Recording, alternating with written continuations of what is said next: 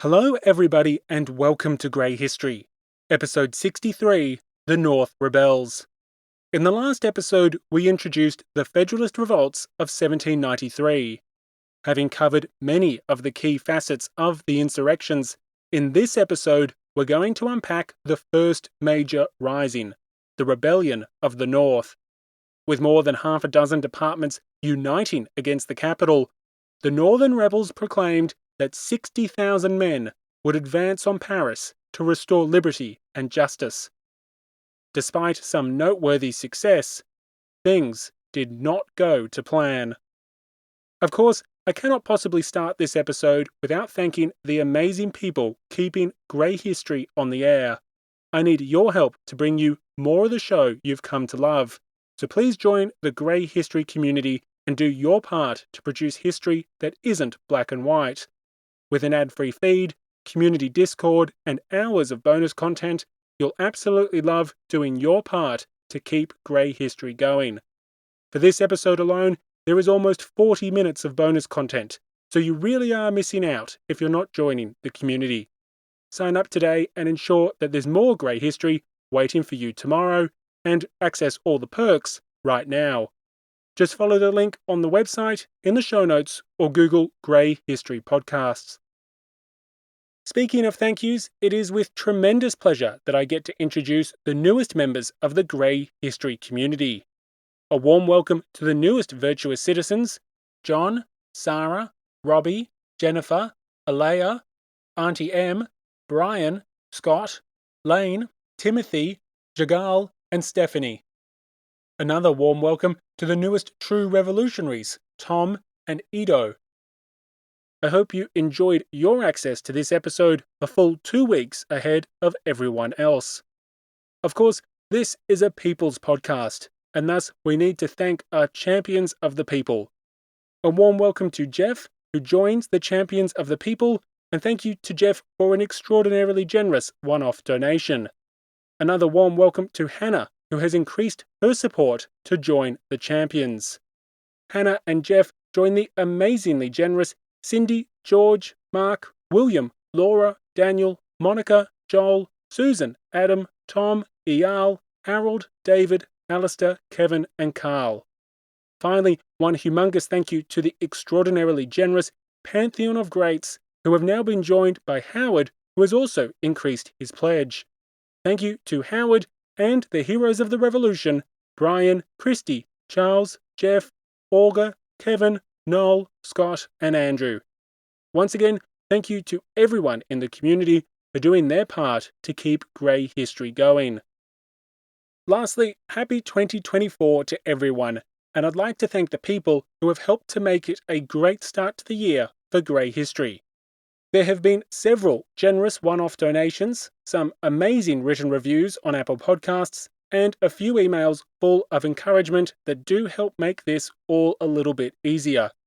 Grey History was also featured in Radio Times in the United Kingdom, which is our first time published, so thank you so much to everyone who made that possible. Finally, thank you to everyone supporting the show in some way, and a special shout out to the students of Mr. Wood's history class at Iveshead School in the UK, who I'm told are thoroughly enjoying the show as they study the French Revolution. Anyway, that's enough from me, so let's get into it.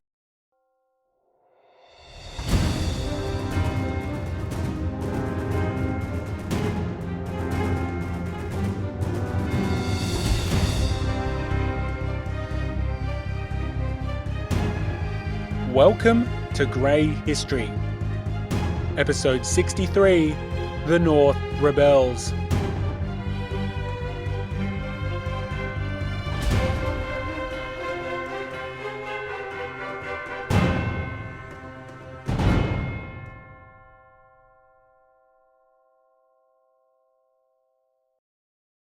Normandy, the land of the Northmen. There are few places in France that can claim such a diverse, dramatic, and indeed consequential history. From the Viking settlements, which gave us the region's name, to the execution of Joan of Arc, Normandy, which is perhaps most famous for the D-Day landings, is a tourist's delight. In fact, millions every year visit the battlefields of World War II alone. But while we in the 21st century associate Normandy with beautiful coastlines, rich history, and amazing castles, the Jacobins of the late 18th century associated the North with something else: treason. For in the Federalist Revolts of 1793, the revolt of the North was the most immediate and widespread rebellion which threatened the revolutionaries in Paris. By the end of June 1793, Normandy, and in particular the commercial port of Caen, had become one of the great epicenters of the Federalist Revolts. More than a dozen fugitive deputies had gathered in the town, and together with local authorities sympathetic to the Girondins, these rebels mobilized an armed force to march on Paris. Aided by defectors from the army, the northern insurgents proceeded to unite with nearby departments under a common banner of rebellion. This was beyond troubling for the convention in the capital. With Caen just 125 miles or 200 kilometers northwest of Paris, the road to the revolution's heart was both short and unguarded.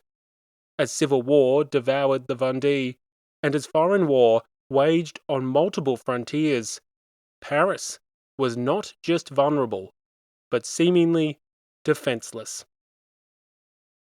However, before we can discuss the insurrection of the men of the North, we should back up a bit and explore why Caen, and why its department of Calvados had become the focal point for what became the most widespread rebellion of the Federalist Revolts. Why did this department and its neighbours so readily join together in united action against the capital? Who decided that such a rebellion was appropriate when the nation was already consumed by foreign and civil war? And what were these so-called Federalist rebels actually hoping to achieve? Our story begins with the port of Caen.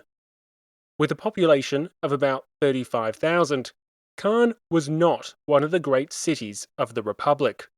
Nonetheless, it was an important commercial and industrial centre, and it was still comparatively large when you consider the size of most communities across the nation. As a commercial and industrial centre, Caen was incredibly urbanised, and its manufactured products included everything from silk lace to cotton goods.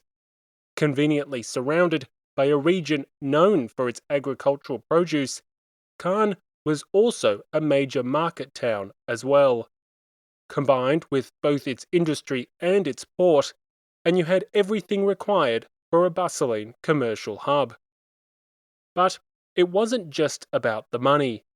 With an esteemed university and a gorgeous chateau dating from the 11th century, Caen seemed to have everything a town could possibly need. Certainly, it was not lacking in a proud and local tradition, with the region's famed Viking ancestors naturally fostering a culture distinct from that of the capital. After all, it was Normandy which had produced greats like William the Conqueror, and with a legacy like that, well, it's easy to see why the locals would be keen to distinguish themselves. In fact, they still are. A very funky statue of William and his famed wife Matilda was installed in Caen in late 2022. So funky that I have placed photos in the Discord, in the episode email, and on the show's Instagram page.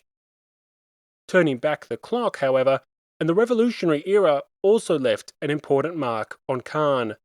Prior to the Revolution, Caen had been the home of a royal intendant, and in the wake of the storming of the Bastille, it was chosen to be the seat of the local departmental authorities. This new department was named Calvados, a name that is still in use today, and one that we will be hearing regularly in the next few episodes. If remembering which name is which may prove challenging, a trick to remember is that they're size appropriate. The smaller name, Caen, is just the town, while the larger name, Calvados, is the entire department. Now, it's here that we should take an important digression. As I mentioned in the last episode, one of the opportunities that exploring the Federalist Revolts provides is a deeper dive into the experiences of revolutionary France outside of Paris. Here, in relation to the influence and power of the departmental authorities, we see one considerable deviation. In Paris, we're always talking about the Paris Commune. It's the Parisian municipality and its members, its mayor, its policy priorities that consistently get attention. The sections of Paris, the individual wards if you like, also get a mention, but very rarely do we ever discuss the authorities of the department. This is partially because the megacity of Paris dominated its department, and therefore the real power and real authority lay with the city's institutions, such as the municipal government and the sections. However, this dynamic is different in much of the rest of France. With most French citizens living in communities of several hundred, rather than several 100,000, the politics of the regions was different. Yes, some large urban centres could still have an outsized influence on their local department, particularly in cases of cities like Lyon and Bordeaux. But in many other regions, the local communes were comparatively less powerful, simply due to the fact that their towns and communities were much smaller. With a department's population spread out across multiple urban centres, the departmental authorities couldn't simply be bullied by one domineering city, as was the case with Paris. Thus, out in the regions, many department officials wielded considerable power, although, to be clear, the individual communes still enjoyed significant autonomy as well. Thus, throughout the Federalist Revolts, I will be talking about the communes of certain towns and cities, and in the case of larger cities, I will also be talking about their sections, just like our previous conversations relating to the capital. But, unlike Paris, I'll also be focusing a lot more on the authorities of the various departments, because out in the regions, these officials had far greater sway than what we've become accustomed to. Now, if we shift our attention back to the Department of Calvados, by the time the convention assembled in September 1792, we find a department that is already fairly skeptical of the Jacobins in Paris. There are 4 notable reasons for this strained relationship, but these are by no means all of them. Firstly, there was the attitudes and composition of the local authorities. Since 1789, leading officials of Calvados, often local elites, had had personal interactions with both members of the Mountain and the Gironde. From these experiences, local power brokers had returned to Calvados with more favourable views of the Girondins, men who, like themselves, often came from the nation's commercial centres and represented interests outside of Paris. Additionally, individual personalities played a factor here, with some finding leading Jacobins, Robespierre, to be less than agreeable. The second noteworthy factor promoting skepticism towards the capital's Jacobins was the radicalism, or perhaps lack thereof, of the local Jacobin society. Prominent members of the departmental authorities were members of the local association, and it can be argued that they had suffocated its radicalist tendencies and successfully co-opted the institution into supporting both the municipal authorities of Caen and the departmental authorities of Calvados. Combined with the creation of a separate patriotic club to further splinter the power of radical agitators, and the Jacobins of Caen had never really become the same stronghold of revolutionary firebrands that we've become accustomed to in Paris. This severed a key connection to the Jacobins of the capital and deprived Caen of an important bastion for radical ideals. The third reason why local authorities had a dim view of the capital's Jacobins can be assigned to something Caen-specific. Geography, town planning, and lines on a map all played a part. The more radical sections were at the periphery of the town, and the more conservative sections were at its centre. Literally marginalised, it was thus harder for radical elements to mobilise and place pressure on the local municipal and departmental authorities, a key difference from Paris, where leading radical strongholds were at the epicentre of the heavily urbanised city. Finally, the local authorities were disgusted and dismayed by the September massacres, which had occurred just weeks before the convention's inauguration. Receptive to Girondin reports of the situation, they blamed this lawlessness, this anarchy, on the Paris Commune, and thus the provincials became even more distrustful of the Parisian Jacobin Club, which seemingly dominated the capital's municipality. In fact, some leading Jacobins were even accused of instigating the murders, most notably Marat. Now, I'll be exploring all of these factors in greater detail in the episode extra for this episode, as a comprehensive account of Caen's experiences of the revolution to date would be one mighty digression. But for our purposes now, what we need to know is this. For a variety of ideological, political, economic, social, geographic, and even interpersonal reasons, the municipal authorities of Caen and the departmental authorities of Calvados were already sceptical of leading Jacobins by the time the convention assembled in September 1792. From here, this already strained relationship only got worse. Again, I will unpack all of these points in greater detail in the episode extra, so do make sure to check that out, both to get more context as well as an interesting retelling of Caen's experiences of the revolution from 1789 to late 1792. Given the fact that Caen is an industrial and commercial centre, its experiences definitely deviate from those of Paris, but they will not deviate the way you might expect. And it's here that I'm obliged to remind you that I really need your help to keep Grey History on the air. And between the great bonus content and no mid-episode interruptions like this one, there are so many perks for joining the community and supporting the creation of history that isn't oversimplified. So please do your part and sponsor Grey History today. So, from September 1792, developments in the capital further alerted the authorities in Calvados. Regularly reading the reports of their own deputies, many of whom sat with the Girondins, the situation in the capital seemed to be only getting worse. Even in its early weeks, some local officials were receptive to key Girondin policies, such as the creation of the Departmental Guard to protect the convention from the capital's apparent lawlessness. Just as concerning were Girondin reports of Jacobin conspiracies to create a triumvirate or a new dictatorship, further increasing local anxieties.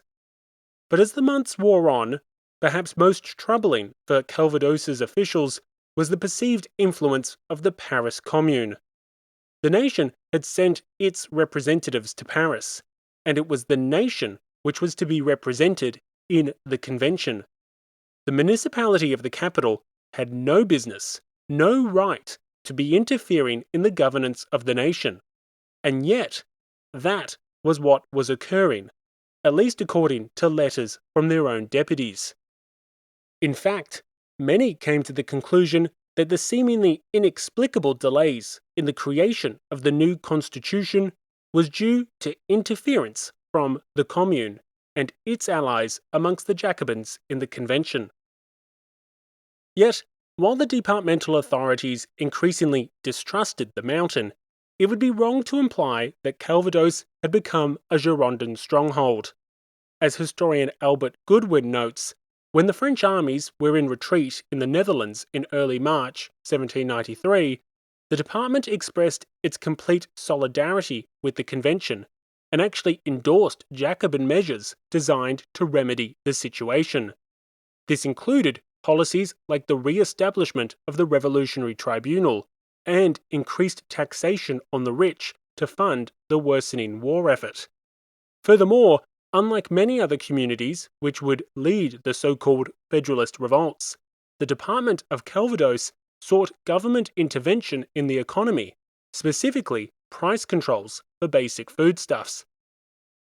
The Girondins of the capital had protested both the Revolutionary Tribunal and price maximums for months, and so what we see here is the local authorities of Calvados clearly ready to support Jacobin initiatives when they believed that they were the best policy for the nation. Indeed, both the municipal authorities of Caen and the departmental authorities of Calvados called for unity in the wake of Dumouriez's failed coup, still hoping that the factional divisions of the convention could be mended as late as April 1793. Of course, we know that April was a month of deterioration in the capital, with the arrest of the former Duc d'Orléans, the trial of Marat, and the first demands for the arrest of the so-called 22 Girondins. As such, these hopes for reconciliation were soon dashed. Reluctantly, officials in Calvados thus decided that the time had come to pick a side. As the department's own deputies reported the escalating situation in Paris throughout April and May, the local authorities hardened their stance. We heard in the last episode a letter from Caen rebuking the Paris Commune and asking their deputies to make one final push to save the nation. But that same letter also reassured their representatives that they would be avenged if the scoundrels and rascals of the capital continued to jeopardize the rights and liberties of the Republic. In promising that their deputies would be avenged, it was clear that the local authorities appreciated the rising likelihood of violence between the Republic's factions. In fact, their actions demonstrate this as well. Even before the Girondins were purged on the 2nd of June, the local authorities had begun to make good on their promise. As Caen was only 125 miles northwest of Paris, news from the capital travelled fast. On the 29th of May, word arrived of the recent tumult which had assailed the convention. To recap the cramped timeline of the last few episodes, things had started to come to a head in mid-May, when the Girondin deputy Gaudert proposed the abolition of the Paris Commune and denounced a conspiracy to assassinate leading deputies. The independent deputy, Barrère, took on the role of mediator, instead suggesting the creation of the Commission of 12. This Girondin-dominated commission vigorously pursued its enemies in the capital and went on to arrest Hébert and other prominent radicals on the 24th of May. Amidst protests from their allies, the next day the convention's then-president Isnard threatened the city with decimation if an attack was made against the national representation, further inflaming the situation. 2 days later, the convention was overrun with protesters, and in a noisy and chaotic session, it abolished the Commission of 12. However, in a position to deliberate freely the next day, the convention re-established the commission only to abolish it again 3 days later on the 31st of May, when we get the first proper attempt by the new insurrectionary authorities to purge the Girondin deputies. That first attempt failed, resulting in the successful purge on the 2nd of June. Now, by the 29th of May, the purging of the Girondins hadn't happened yet, but news had reached Calvados of the rowdy scenes which forced the convention to abolish the Commission of 12 for the first time on the 27th. Needless to say, the inhabitants of Caen were unimpressed. In fact, they were outraged. Having been bristling at the interventions and influence of Parisian radicals for months, these reports from the capital confirmed their worst fears. Paris had indeed become the home of anarchy and lawlessness, and both the Paris Commune and the Paris Jacobins were key to the disorders. Thus, on the night of the 30th of May, the various authorities sprung into action. Historians dispute if the initiative came from the local political societies or the local authorities, but whatever the case, a meeting was fast assembled at roughly 2 a.m. on the 31st of May. Critically, the municipal authorities of Caen weren't too pleased, and it appears that it was officials either in the department or in the district that were really leading the charge. To be clear, a district was sort of a middle layer of regional government that was between the individual communes of each town and the authorities of the broader department. Now, I want you to keep note of the fact that the municipal authorities of Caen weren't so eager to have a 2 a.m. get-together to discuss the situation in the capital. That is a point that will become important later. Anyway, having interrupted the town's beauty sleep with the ringing of bells, anyone who was anyone quickly assembled. All levels of the local authorities, from the sections to the commune to the district to the department, were represented, as were the two major political societies of the town and leading judicial officials. After a prolonged debate over how to react to the events in Paris, it was agreed that a departmental armed force was to be raised. This force would not march on the capital, but it would be ready to do so if the situation required. Furthermore, this assembly, which had no legal or constitutional standing, sent invitations to neighbouring departments to follow their example. Thus, even before the Girondins were purged on the 2nd of June, the Department of Calvados was raising an armed force and encouraging other departments to do likewise 2 days before, on the 31st of May. However, these rather revolutionary or counter-revolutionary actions, depending on one's point of view, were conducted alongside respect for constitutional procedure. In addition to the summoning of a departmental force, a delegation was swiftly sent to the capital, informing the Convention of Calvados's actions and demanding investigations into the Paris Commune. The problem, however, was that this delegation would arrive in Paris just in time to see the Girondin deputies purged. They literally arrived on the afternoon of the 2nd of June. Witnessing a city in tumult and a convention besieged, I'm sure it's hardly surprising to find out that this delegation was less than successful. Now, sure, they hadn't rocked up to the mines of Moria, expected to be greeted by cousins, and instead getting a Balrog and a few thousand goblins. But this wasn't that far off. With the convention literally surrounded by cannons and bayonets, and the insurrectionary authorities of Paris clearly controlling the city, the delegation from Calvados was witnessing their worst nightmares firsthand.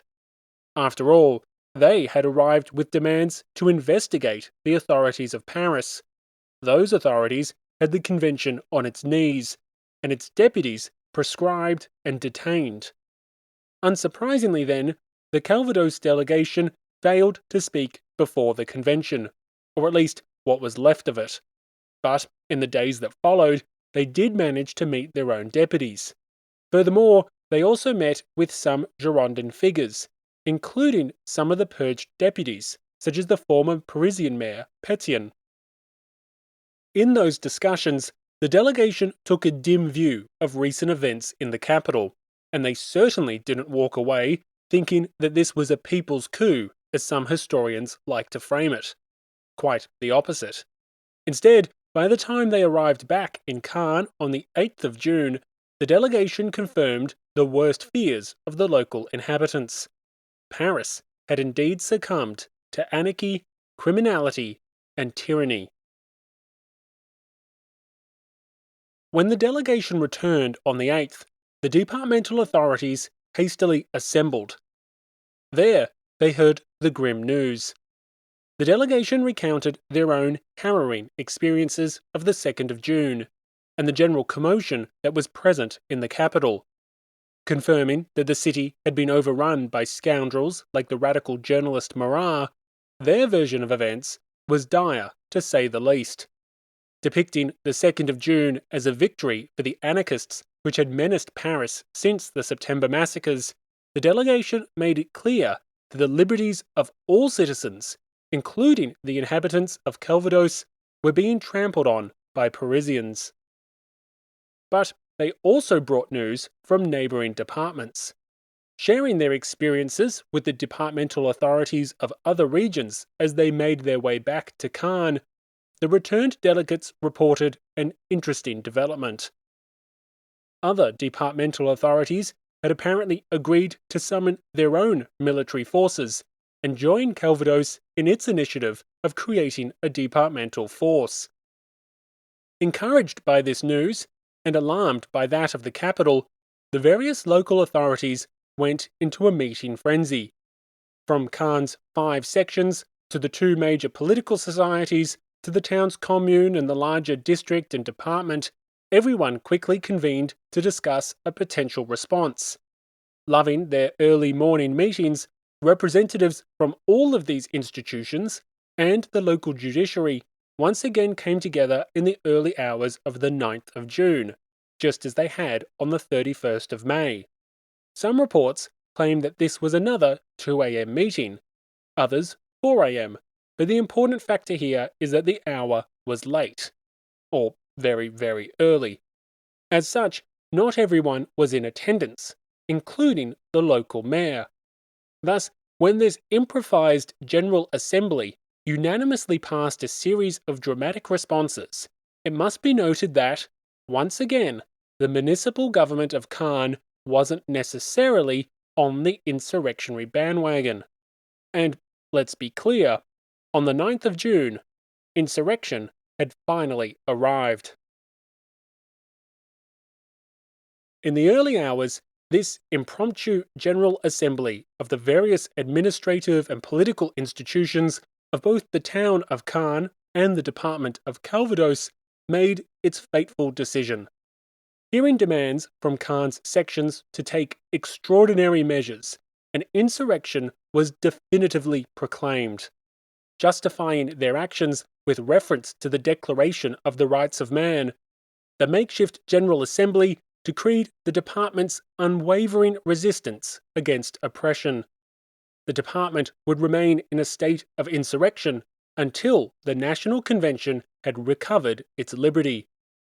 Solidifying its break with the capital, the now insurrectionary Assembly ordered the arrest of the local representatives on mission, which, to be clear, was ordering the arrest of the convention's deputies which had been assigned to the department.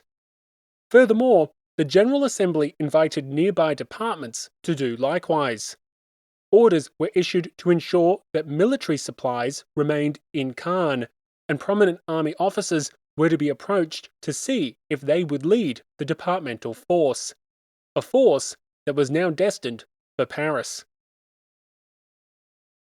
In a subsequent meeting later that day, more resolutions were passed. Firstly, as the capital had been overrun by anarchists, the authorities formally resolved that the department's force would march on the capital. Secondly, 16 commissioners would be sent to 16 neighbouring departments, asking them to join with Calvados in its march against Paris. Finally, it was proposed that a town be decided upon to host a new insurrectionary committee, which would manage the combined rebellion of the entire North. These were extraordinary measures, and they were aided by the fact that the first of the now fugitive Girondin deputies began to arrive on the evening of the 9th. Over the following days, more and more deputies would arrive, and eventually more than a dozen deputies reconvened in Caen. Thus, within a week of the purge of the Girondins, the department of Calvados had declared insurrection, arrested representatives of the convention, become a refuge for proscribed deputies, and summoned nearby departments to join them in a military action against the compromised government in Paris and the city's anarchical authorities which seemingly controlled it. To supporters of the rebels, these were extraordinary measures, but they were necessary as well. Insurrection was a sacred duty when one's liberty was threatened, and this was what was required to protect the one and indivisible republic. To others, however, this reeked of federalism. Calvados was seeking to unite a specific corner of France against the National Convention. The rebels were fracturing the republic and repudiating its government, actions that were nothing but an unjustifiable assault on the country and the will of the people. Over the next 3 weeks, the insurrection progressed rapidly. Firstly, General Felix Wimpfen, commander of the 14th Military Division, defected to the insurgents' cause. Ordered to return to Paris, General Wimpfen refused and instead proclaimed that 60,000 men of the North would march to Paris and restore justice and liberty.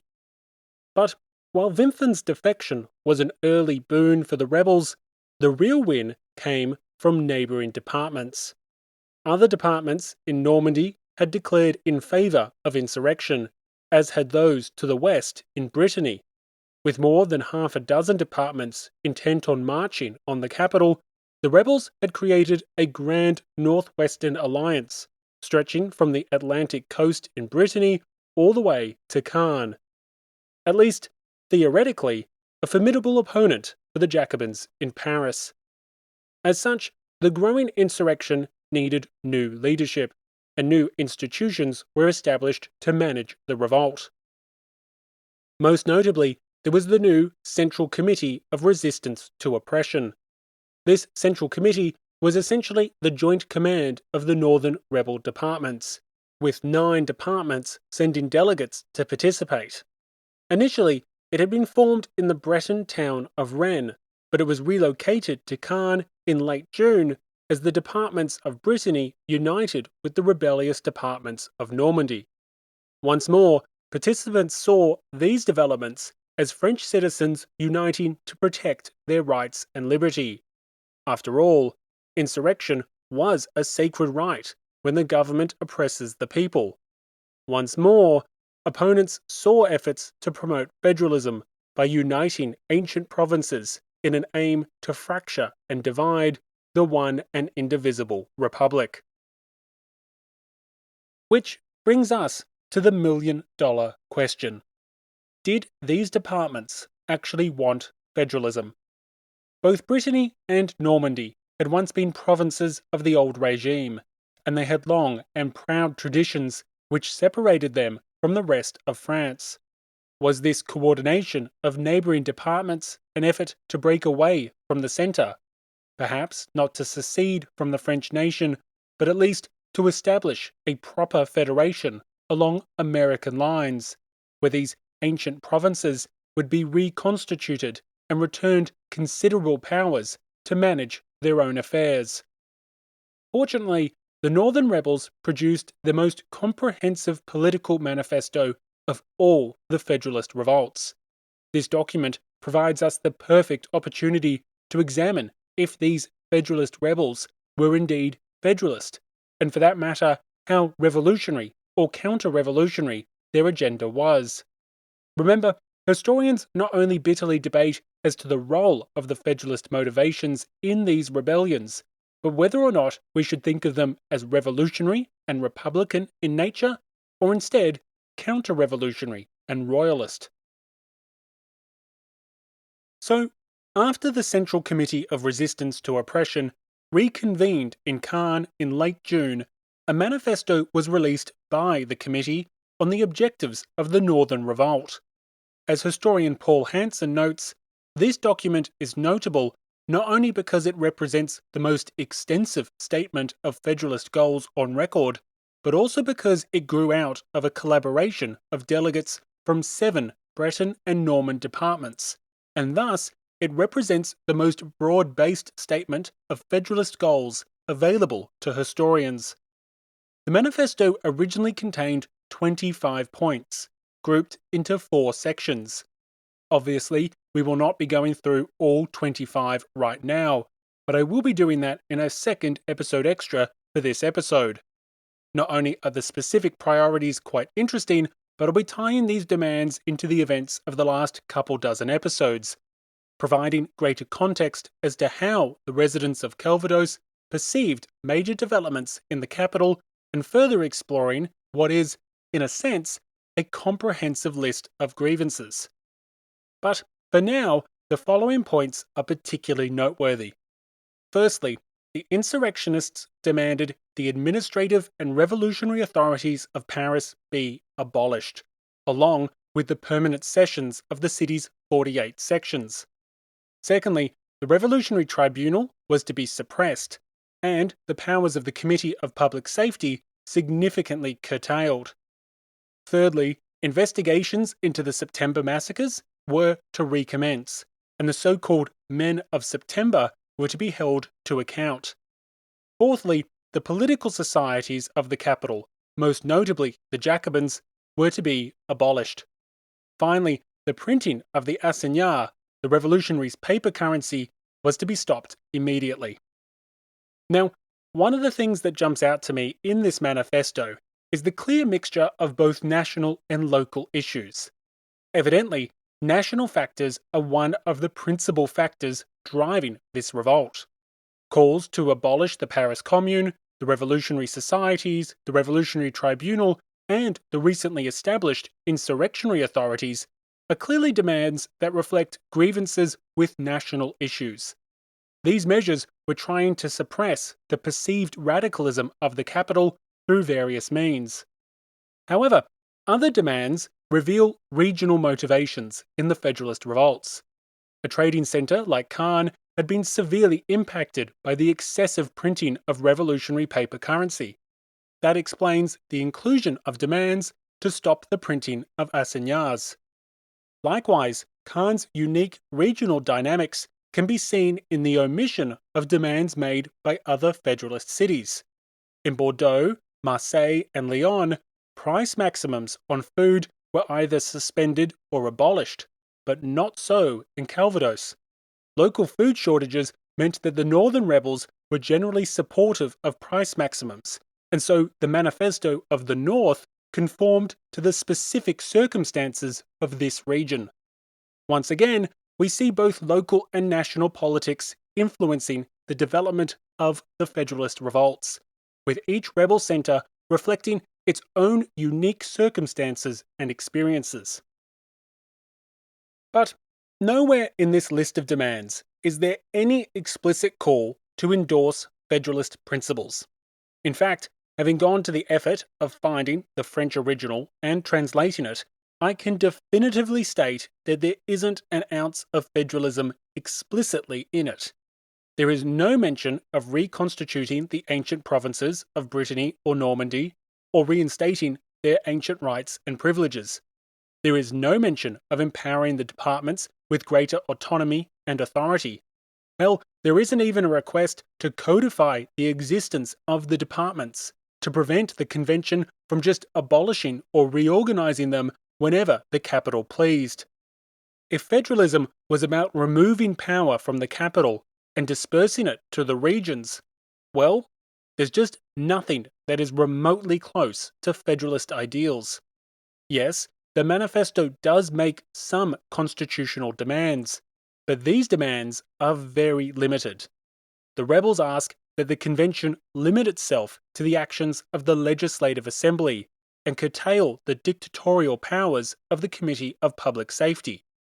Seeking to re-empower the ministers on the Executive Council, the rebels were seeking to re-establish the separation of powers between the legislative and executive branches. They wanted the convention to focus on delivering a constitution, while allowing an independent executive branch to go about its business of administering the government. This was not an entirely unreasonable request, and it certainly wasn't federalist in nature.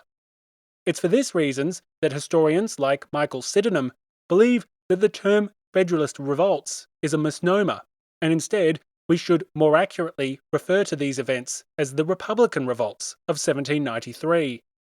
In the most comprehensive, detailed, and broad manifesto of the Federalist Revolts, one struggles to find any Federalist principles.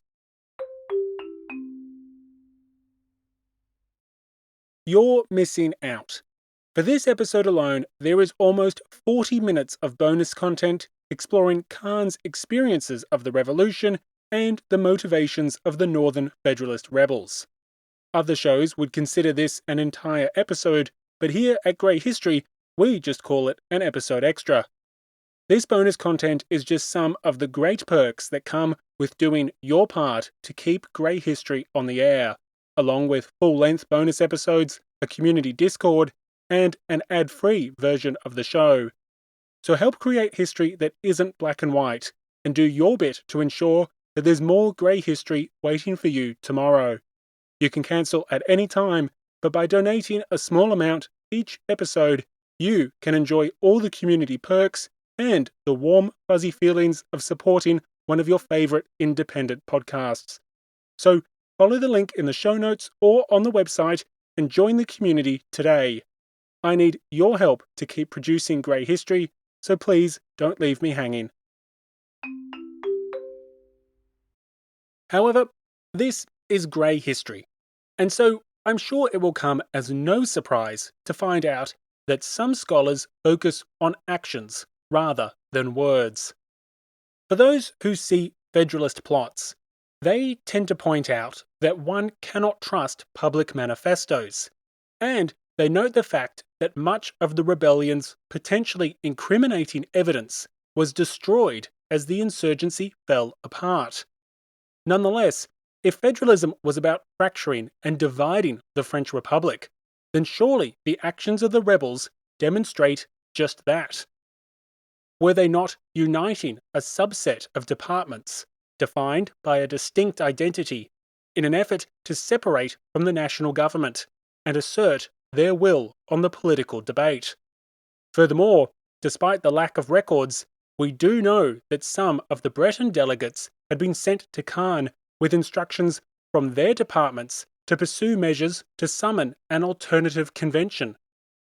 These orders clearly repudiate the government in Paris and seemingly withdrew the national sovereignty which had been vested in it.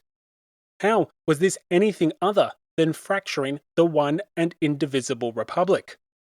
Thus, to some scholars, federalism, at least in some form, was alive and well, if you look through the public manifestos that they say cannot be taken at face value. But irrelevant of the debate surrounding the Federalist goals of the Northern Revolt, what is less contentious is the means in which they sought to achieve their objectives. Having first created a departmental force on the 31st of May, the insurrectionists decided less than 2 weeks later to use this force against the capital itself. But in order for 60,000 men of the North to restore justice and liberty, as had been proclaimed, one needed to raise 60,000 men. And that was where the rebels hit a problem. On the evening of the 9th of June, when the combined authorities of Calvados decided to march on the capital, some local administrators stepped forth to advance on Paris. Their constituents did not. In the following weeks, the authorities tried multiple times to rally the force, and failed miserably. After several delays, a contingent of 200, yes, a mere 200, left Caen on June the 22nd, headed for the common staging ground of Évreux, which was just 55 miles northwest of Paris. Even within this measly number, men had been conscripted from the local National Guard. With some of the revolt's leading proponents departing with this contingent, efforts to raise more men in Caen continued to produce lackluster results. 2 battalions were to be raised in late June, with fines and imprisonment used to entice able-bodied men into service. But these threats produced little effect, and it's clear that enthusiasm for the march was minimal at best. However, as battalions and contingents from nearby departments started to arrive, it was hoped that this could be used to rally public enthusiasm.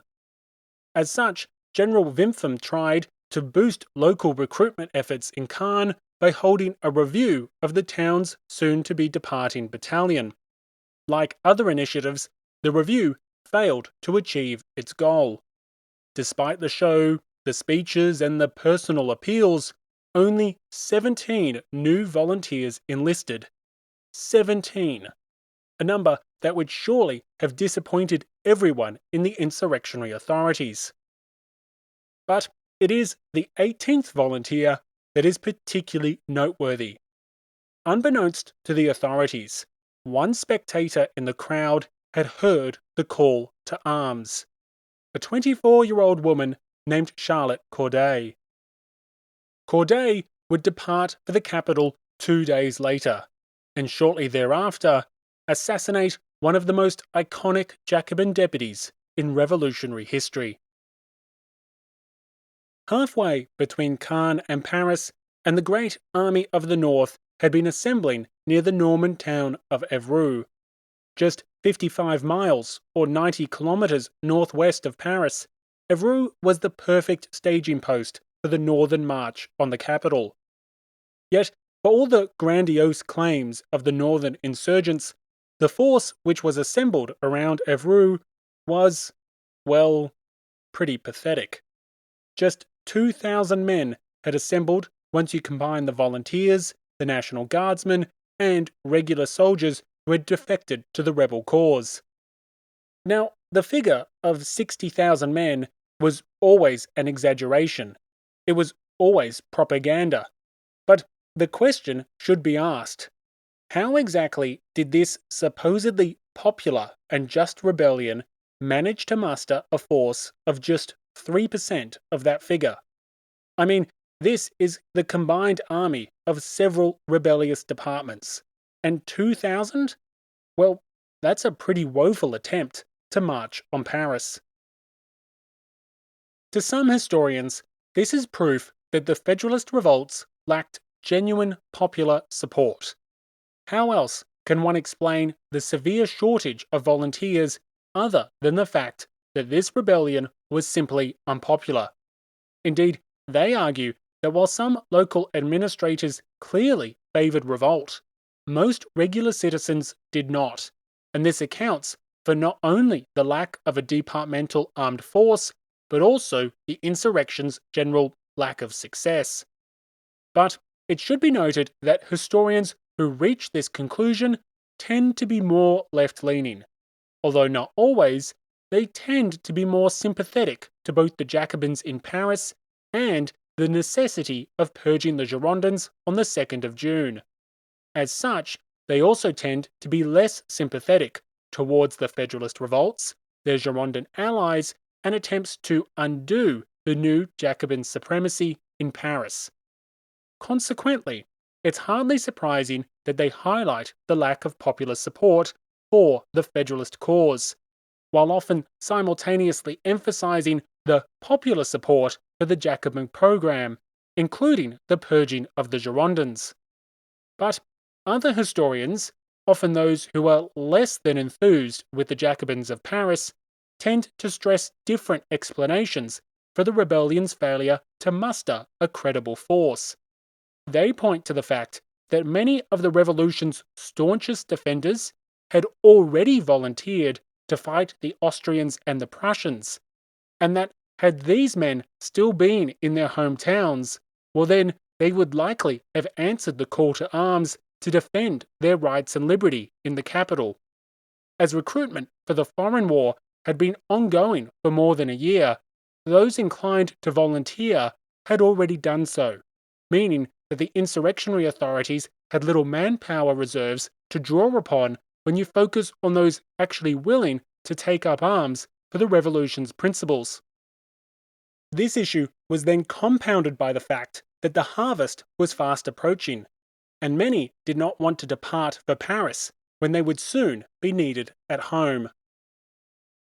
But while these reasonings are to various degrees contentious, there is one explanation that everyone can agree was both important and impactful.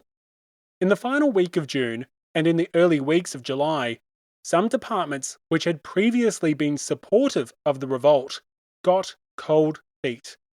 Consequently, their battalions and their contingents would not assemble in Evreux and not join the combined march on the capital. Now, this phenomenon of departments backing out of the Federalist revolts will be seen time and time again. Despite as many as 60 departments protesting against the purge of the Girondins, the actual number that engaged in prolonged rebellion was closer to just a dozen. So why were so many departments getting cold feet? And what did it have to do with the response of Paris? Back in the capital, the National Convention responded in a variety of ways to the rebellions emerging across the country. Through a series of shrewd and calculated moves, the convention successfully limited the discontent of the vast majority of departments. Collectively, these measures addressed legitimate grievances, as well as stoked existing divisions within the departments to prevent united action against the capital. Combined with mobilizing the support of departments which endorsed the events of the 2nd of June, the convention's response was both effective and multifaceted.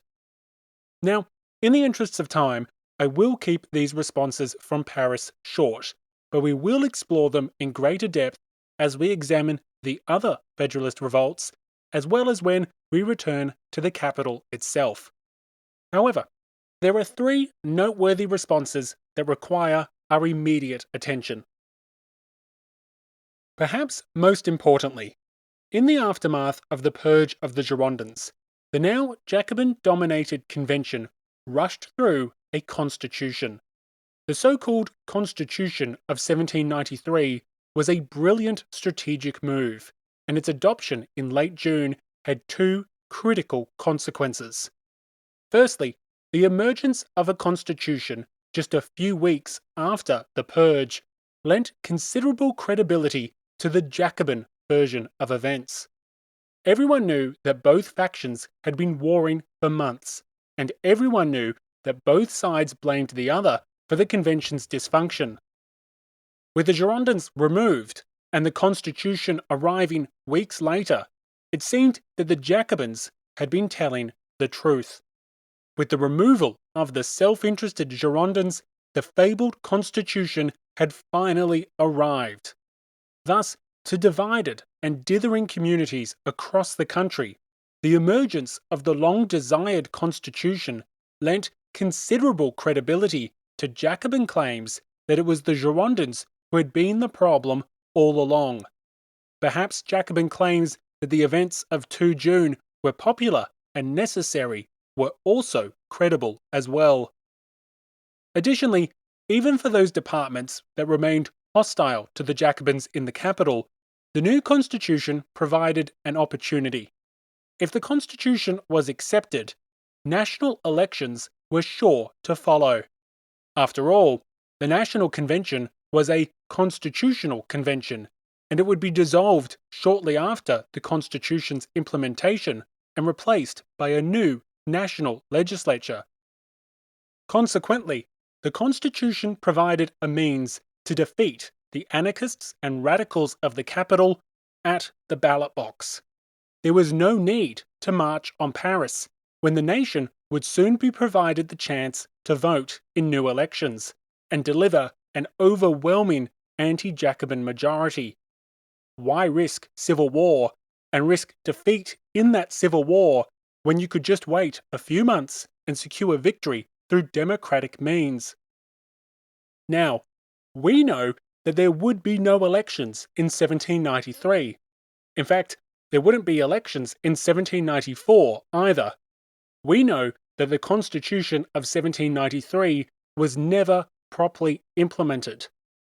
But the various authorities of provincial France did not know that, and it was completely reasonable to believe that even as the nation faced dire circumstances, new elections would be held. After all, elections for the convention were held while the Prussian army remained on French soil the September prior. So, given this boost in credibility to the Jacobins' version of events, and given the opportunity to peacefully overthrow the Jacobins at the ballot box, some protesting departments backed down. They would not march on the capital now that the Constitution had finally arrived. Additionally, the second shrewd policy response from Paris to the nascent rebellion was leniency. Initially, many prominent deputies, including members of the Committee of Public Safety, urged a rather tolerant disposition towards the Federalist rebels. After all, many of these insurgents were good Republicans who had merely been misled by Girondin lies and propaganda. The prominent independent deputy, Robert Linder, championed this policy, advocating that wayward departments be given 3 days' grace to retract. The convention adopted a decree as such on the 26th of June, just 2 days after the new constitution had been approved. The decree did not explicitly promise amnesty for those who had supported resistance against the convention, but it did explicitly state that those who failed to retract would be declared traitors. The implication was clear: back down now and you'll likely escape any serious retribution. For some local authorities divided on whether or not to progress with a rebellion, the arrival of this escape hatch was a blessing. With the new constitution announced, and with elections surely to follow, some officials which had previously protested the proscription of the Girondins seized their chance to yield. The floodgates opened as sections, communes, districts, and departments quickly clarified their erroneous protests. Interestingly, this opportunity for a peaceful resolution mixed with local circumstances to push some departments back from the brink. For example, throughout June, the Royalist rebels in the Vendée had secured several successes, most notably the seizure of Saumur on the 9th of June. Thus, the threat of Royalist armies was on the rise. Consequently, nearby departments were suddenly unable to send troops to Calvados or other Federalist revolts, as they needed their own departmental forces to defend their own communities. Furthermore, now more than ever, they needed the military might of the entire French Republic, and thus they needed the support of the national government. Support that would only be forthcoming if it was reciprocal. With the new constitution and the likelihood of amnesty, some departments chose to prioritize their defense against Royalist rebels or, in some cases, foreign armies. For example, the Department of Orne, immediately south of Calvados, had proactively sought to coordinate a general movement of resistance in the aftermath of the Girondins' purge. Weeks later, it even had delegates attending the first meeting of the Central Committee of Resistance to Oppression in Caen in late June. But, shortly thereafter, Orne withdrew from the insurrection, informing the northern rebels that they would not be joining the rebellion. With a new constitution and the promise of leniency, the deeply divided authorities of Orne chose to focus on protecting themselves from the nearby rebels in the Vendée. Once more, local circumstances shaped the Federalist Revolts, not only their instigation, but also their evolution over time. But while Paris adopted policies involving carrots, they also adopted policies involving sticks. As June turned to July, patience with the misled insurrectionists started to wear thin. Even amongst some deputies of the Plain who had been outraged by the events of 2 June, there was an increasing hostility towards the Federalist rebels. After all, Spain, Austria, Prussia, Britain, hell, pretty much all of Europe was amassing armies to crush the Republic. That was in addition to the growing Royalist rebellion in the West. Now was the time for unity, not factional division. This stance hardened dramatically after the 13th of July. On the 13th, the heroic, or villainous, Charlotte Corday secured private access to Jean-Paul Marat. Inspired by the Girondin deputies in Caen, Corday had made her way to the capital, intending to rid the nation of the anarchists which plagued it. Promising Marat information on the rebellion in Normandy, she delivered not secrets, but death. Stabbing Marat in a bathtub, the revolution's most famous journalist was dead. The assassination of Marat was a pivotal moment, and it will be explored in greater depth when we return to our focus on the capital. But what's important to know now is this. Any willingness to compromise with the Federalist rebels evaporated in an instant. Historians from across the ideological spectrum focus on the significant ramifications of Marat's death. Critically, historian Timothy Tackett claims that no single event more envenomed attitudes towards both the Federalists and the Girondins. Tackett notes,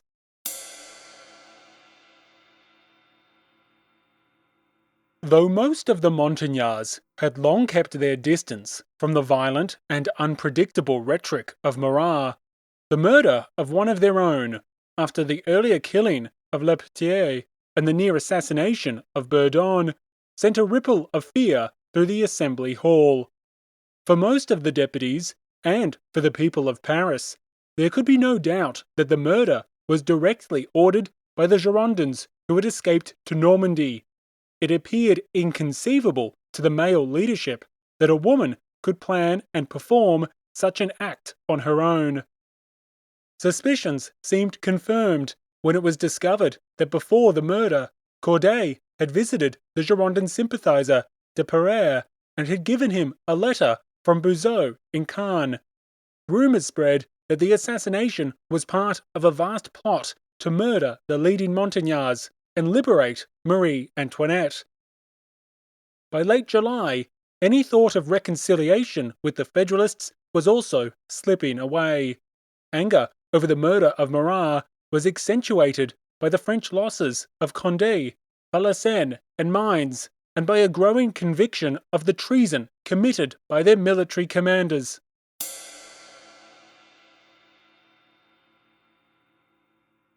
So, defeat on the battlefield and murder in the capital hardened the resolve of the convention. Surrounded by plots and conspiracies, the deputies of Paris answered with force. This brings us to the third key policy response of Paris. If the Federalist, nay, the treasonous rebels, wished to crush the convention with violence, the same means would be used against the insurgents themselves. The deputy and Committee of Public Safety member Robert Linder was placed at the head of a makeshift army.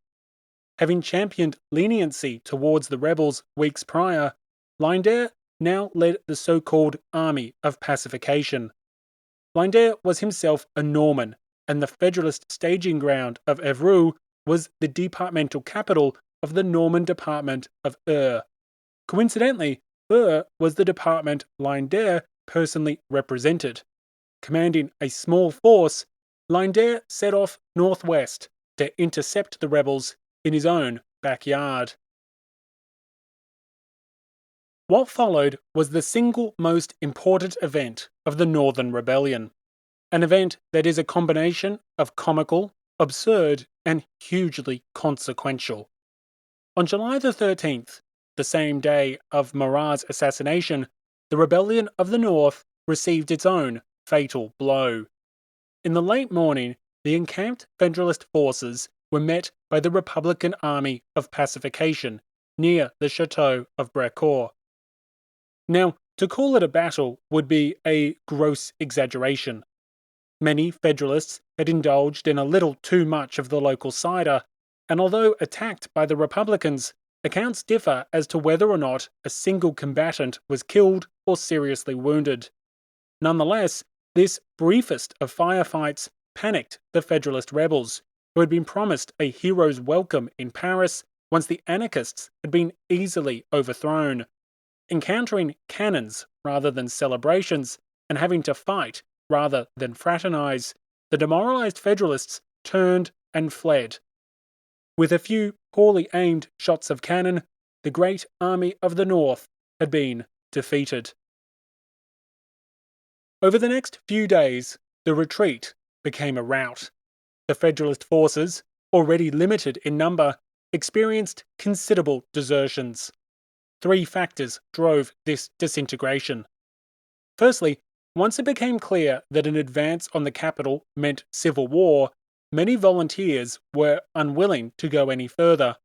They had been promised an easy stroll to Paris, not an existential struggle with its inhabitants. If the Federalists continued along this path, the inevitable result was civil war, and civil war fought on Norman soil. This was a horror that many reluctant volunteers were simply unwilling to inflict upon their own communities. Secondly, professional soldiers had defected to the rebel alliance alongside General Wimpfen in late June. In the aftermath of Brecourt, it was obvious to these men that Paris had not been enslaved by anarchists, as Federalist leaders and their own officers had proclaimed. Consequently, these soldiers were keen to rejoin the Republican armies, insisting they had been misled. Finally, the fiasco drove a wedge between the Norman and Breton departments. The volunteers from Brittany had attempted to rally in the wake of Brecourt, but to no avail. Considering the military leadership a combination of incompetent and self-interested, the Breton volunteers weren't prepared to die defending Norman towns and Norman lives. As a result, the Bretons returned home and left the Normans to their fate. This third development reveals a fundamental weakness in all of the Federalist revolts.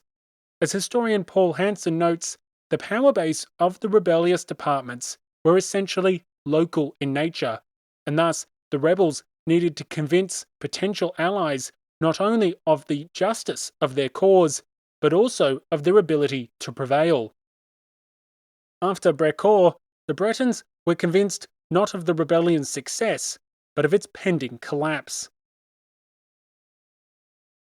Back in Calvados, the minor skirmish at Brecourt soon crippled the entire revolt.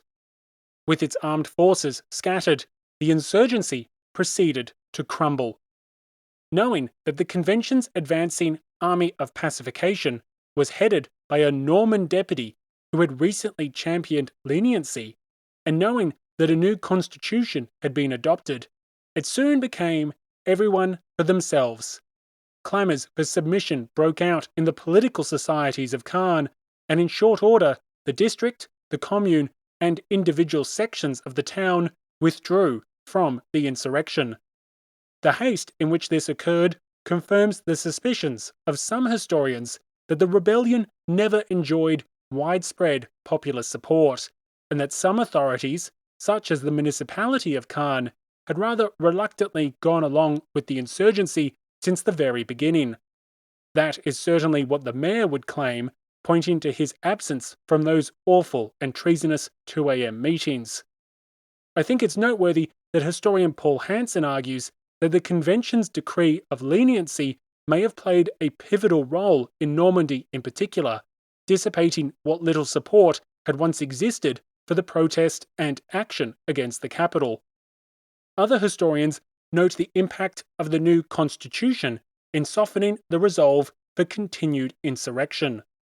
Although the insurrectionary authorities had banned the publication of the proposed constitution, the government in Paris had agents smuggle copies into Calvados to spread division and dissent. Historian Albert Goodwin highlights this subversion in undermining the legitimacy of the Federalist Revolt in the north, depriving the rebels of the rallying cry that the Jacobins intended to govern as dictators. Whatever the exact causes of the crumbling rebellion, the situation was deteriorating with haste. With its military forces scattered and its constituent parts renouncing insurrection, the General Assembly of Calvados tried to stem the tide. But there was nothing it could do. In its struggle against the one and indivisible republic, disunity meant death, and the rebels were now hopelessly divided. Abandoned by nearby departments facing similar internal divisions and forsaken by other local officials of Calvados, the department's authorities reluctantly accepted their fate on the 25th of July. The insurrection of the North had collapsed. Exactly 2 months after the purging of the Girondins, Republican forces marched into Caen on the 2nd of August. The rebellion of Calvados and the other northwestern departments is both fascinating and unique. Motivated by a mixture of local and national forces, Caen was the first of the Federalist strongholds to formally declare insurrection against the capital. Despite its quick collapse, it is, in some ways, the revolt with the greatest success. By far the most widespread insurgency, it proclaimed a comprehensive manifesto, drafted by delegates from multiple departments. It organised a central committee to coordinate resistance from across the north, and acted as a vital refuge for Girondin deputies fleeing the capital. These were all notable accomplishments. Its success, however, was short-lived. Just as the North had been the first to rebel, it was also the first to submit. The entire insurrection lasted for less than 2 months. In many ways, the rebellious Northerners had not just a unique experience of the French Revolution, but the Federalist Revolts in particular. And this uniqueness continued even after Calvados returned to the authority of the Convention. Perhaps reflective of the deputies who reclaimed the wayward departments, the retribution in Normandy was minor. The government naturally pursued leading insurrectionists, and many of the fugitive Girondins had no choice but to flee westward towards Brittany. But amongst the local officials who were captured or remained, the executions were few and far between. In fact, historian Donald Greer claims that no executions occurred in Calvados for the crime of federalism, while historian Paul Hansen asserts that 2 Federalists were executed, but only after they had been apprehended elsewhere and in suspicious circumstances. This stands in mighty contrast to developments in Lyon, Toulon, and other rebellious cities. In the other centres of rebellion, hundreds, even thousands, would be executed upon the return of Republican forces. You see, despite the prompt defeat of the Norman and Breton departments, a bloodier and more terrible struggle continued in the south. There, the great cities of the Republic made war on liberty. There, the vengeance of the Convention reduced them to rubble. Thank you for listening to episode 63, The North Rebels. There are 2 episode extras for this episode. The first details the history of Caen's experiences of the Revolution from 1789 and seeks to explore why a city with so much revolutionary potential actually rebels against Paris in 1793. The second examines the manifesto of the Central Committee of Resistance to Oppression. It's a fascinating document which I'll tie into previous episodes to help provide greater context for the revolt's objectives. In total, this is almost 40 minutes of bonus content, which some other history podcasts would call a full episode. So don't miss out and come join the community and do your part to keep Grey History on the air. For those members on the True Revolutionary tier, you already have early access to episode 64, Lyon, Royalist or Revolutionary. I have absolutely loved creating that episode, and I'm sure that you will absolutely love it. Before you go, one final thank you to those people supporting Grey History in some way, and please share the show with friends, family, or colleagues between now and the next episode. One final welcome to the newest members of the Grey History community, and a special call out again to the extraordinarily generous heroes of the Revolution, Brian, Christy, Charles, Jeff, Olga, Kevin, Noel, Scott, Andrew, and Howard. Thank you for listening. Thank you for your support. Stay safe and have a great day.